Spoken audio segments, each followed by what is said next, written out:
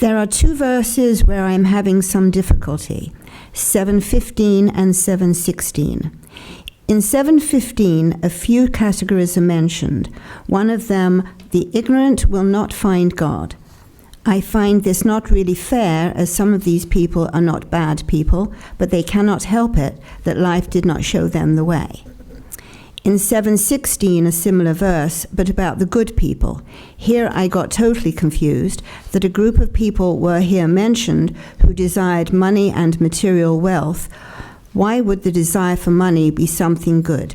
Please clarify. Okay, I know what you're referring to. It's in 7th chapter. But the difference between good people and what is called bad means the word used is asuri, demonic. The difference is this, not that someone wants money and somebody is ignorant. The difference is there, the one who has faith in God and the other one who does not.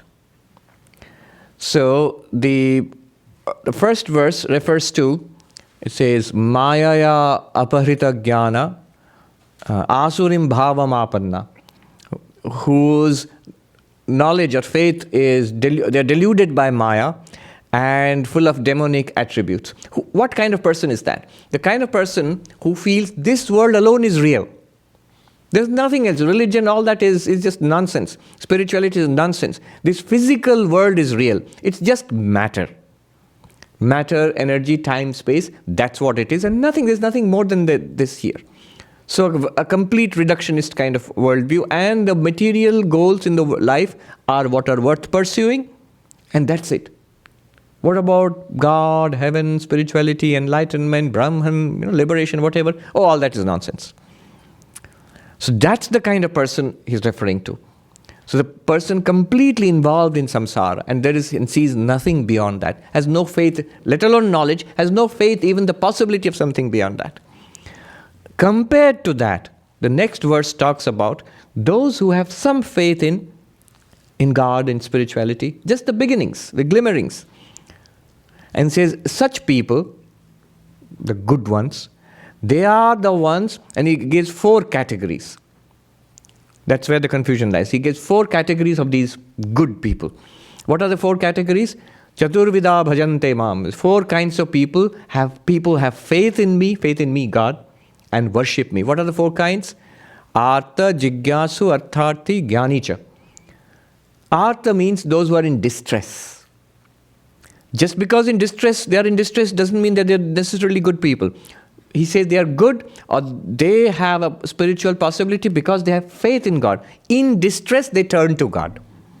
They have distress, illness, some problem, some near and dear person is in trouble or illness or something, and they're helpless, and they pray to the Lord. They have deep faith that God exists, and if I pray, God will help me. This is what Krishna is pointing out. Sri Krishna is pointing out to Arjuna, they are fortunate. He says, Sukritina, they are fortunate, they have good karma, because for some reason, or there is a reason. The reason is they have got a lot of good karma in the past. For that reason, a faith has developed in them, that there is some reality beyond this world. There is some faith in God. And there are so many such people. So many such people. Temples and churches and mosques are full of such people. Those who pray to God for help in their misery. There's a second category, again, good people, and that means those who have faith. What's the second category? No distress, no problem as such, but I want something more. Somebody wants wealth, that's what he's referring to. The one who wants money is a good person. No, it's not because the person wants money. It's because the person wants something and turns to God in faith for it. That's what Krishna is pointing out. Bhajante mam. Yeah. It turns to God. I need this. Lord, bless me with it. It could be money or success or whatever they want in the world, but they're turning to God for it. And of course, putting forth whatever effort. So there's faith. Now, these 2 categories are worldly, there's no doubt. As he's saying, that's why he's confused. He's saying there's not particularly good. What's so great about wanting money? True, nothing particularly great. Whether they want money or they want relief from distress, it is worldly. It's a worldly desire. But to fulfill their worldly desires, they're trying to get hold of God. Higher than this is the 3rd category, who has no problems, no distress, who is not even asking for anything in this world, but has a quest. Jigyasu. Does God exist? Narendranath rushes around and goes to Sri Ramakrishna and says, have you seen God? Does God exist? Who am I? What is the reality? In a Vedanta, you can approach in both ways. If you are devotional, you are in the God category. And if you are philosophical, of a philosophical bent of mind, the who am I or what am I category. Whatever.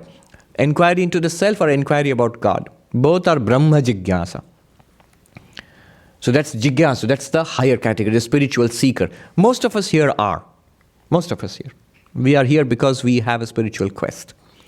And the last category, Krishna says, among the good people, Jnanicha, the enlightened, a person who is already enlightened. That person is the true devotee of God. So he says, these four worship me. They have faith in me. The one in distress, the one who wants something, the one who wants to have enlightenment, and the one enlightened one. The enlightened one, then next verse Krishna says, the enlightened one is the dearest to me, for he knows me in truth.